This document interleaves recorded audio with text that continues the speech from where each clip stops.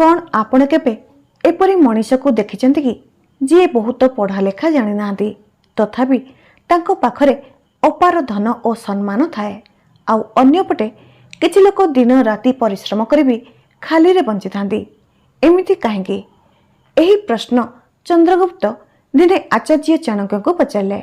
गुरुदेव, मु देखिछि किछि लोक सुजोग मिलिबा परे भी गरीब रही जांती, आउ किछि लोक छोट आरंभ करी भी महान संपत्ति अर्जन करनियंती।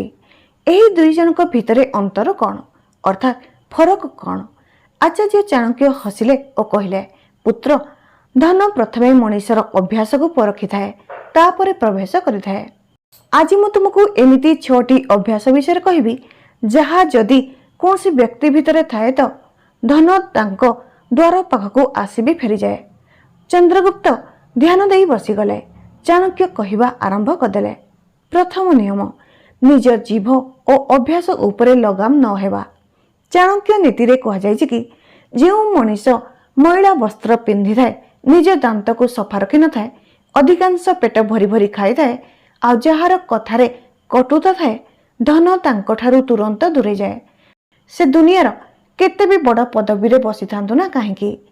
एहा चाणक्य केवल बाहर सफा रहिबाकू कहउनांती, बरम आत्म श्रृंखला विषय रे कहउचंती। जदि आपणक शब्द कटु अटे तो आउ आपण निज ग्राहक साथी अबा कर्मचारी मानक सबुले नीचा देखाउछंती तो आपणक व्यवसाय और धन वृद्धि केबे ही होई न थाए। चाणक्य नीति कही थाए कि कटु शब्द धनी हेबा पई सबुठारु बड़ प्रतिबंधक होई थाए। द्वितीय नियम, आचार्य चाणक्य पाखरे थिबा एक जलाशय पाखकू चली गले। से शांत पानी को देखाई पचारे, जदि एही पानी को वर्षे पर्यंत अटकाई दिया जाए तो कौन हेबो? चंद्रगुप्त कहले, गुरुदेव, यह सढ़ी जीव। चाणक्य कहले, धनर स्वभाव भी किछि एहीपरि होइथाए। आज भी किछि लोक केवल धन संचय को ही बुद्धिमानी भावुचंती, किंतु जो धन आगको बढ़ी न थाए से धीरे धीरे निज शक्ति हरै दै थाए। टंका को केवल आलमारी रे बंद करी रखिबा, जेपरी पोखरीर पानी को लंबा समय जाए अटकाई रखा जाए तो से खराब हो जाए थाए।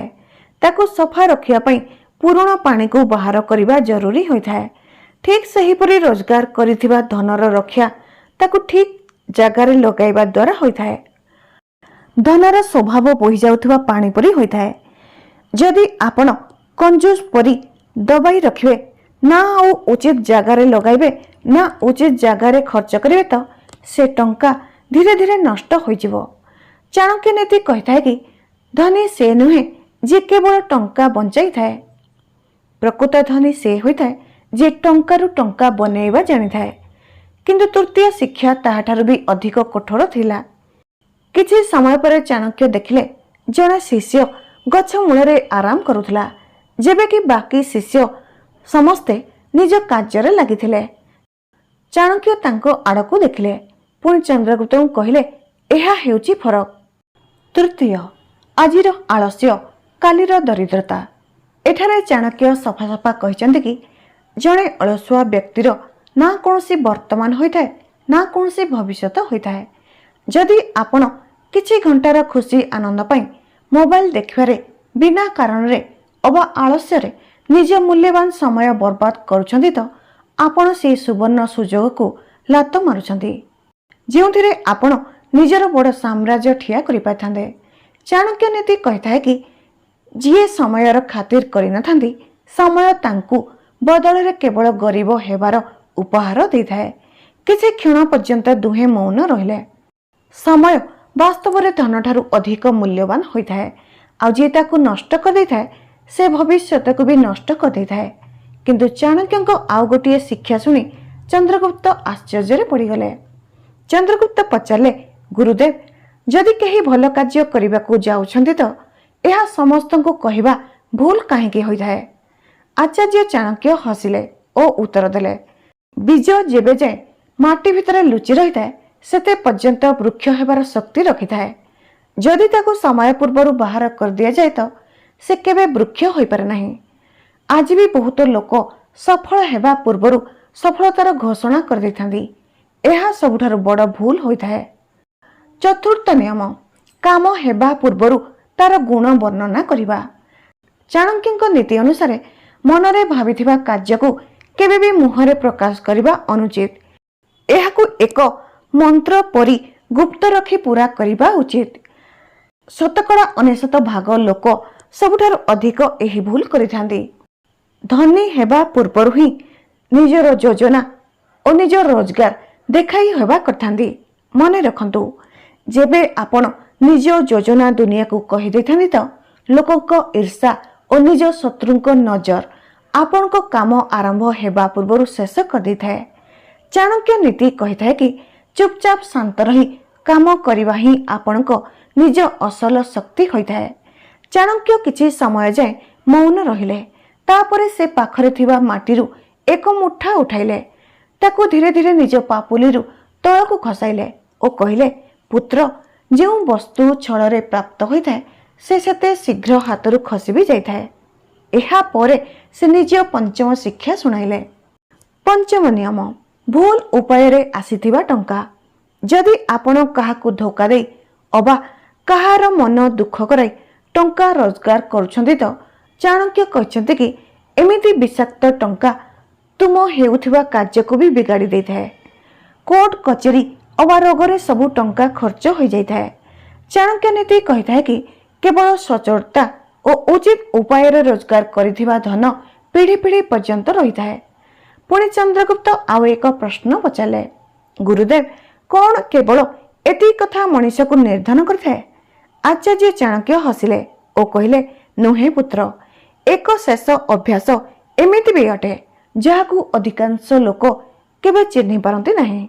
आचार्य चाणक्य आश्रम रे थिबा एक पुराणा माटीर माठिया आड़को इशारा कले, किंतु ता तले गोटे बहुत छोट कणा थिला। धीरे धीरे एक एक बुंदा पानी बाहरी जाउथला। चाणक्य पचारे, कुह, कौन एही माठिया भरा रहिबो?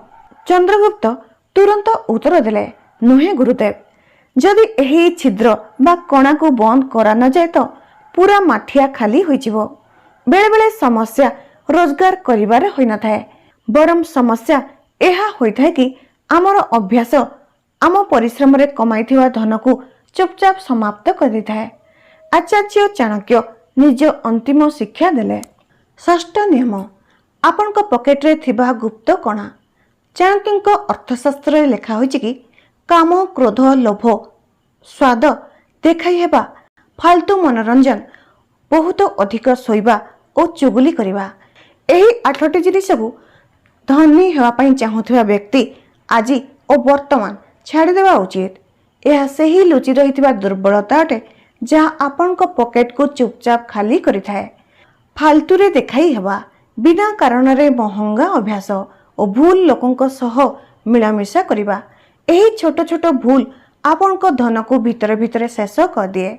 चाणक्य नीति कहिथाय कि देखाई हेबा उपरे खर्च करिथिबा धन सही पुंजी होइथाय जेउथिरे आपण को आपण को दक्षता, ज्ञान और व्यवसाय को बढ़ाइबारे लगाइबा उचित। चाणक्य नीति कहिथाय कि देखाई हेबा उपरे खर्च करिथिबा धन सही पुंजी होइथाय जेउथिरे आपण को आपण को दक्षता, ज्ञान और व्यवसाय को बढ़ाइबारे लगाइबा उचित थिला। आचार्य चाणक्य कथा समाप्त हैला। आश्रम रे पुणी थरे शांति खेलीगला।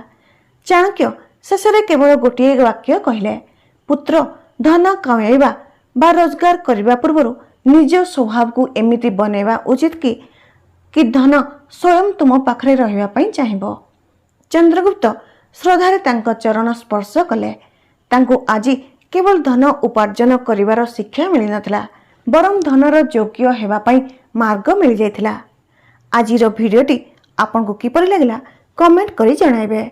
भिडियोटी आपन को भल लागिथिले like, comment, share and subscribe करंतु। धन्यवाद। नमस्कार।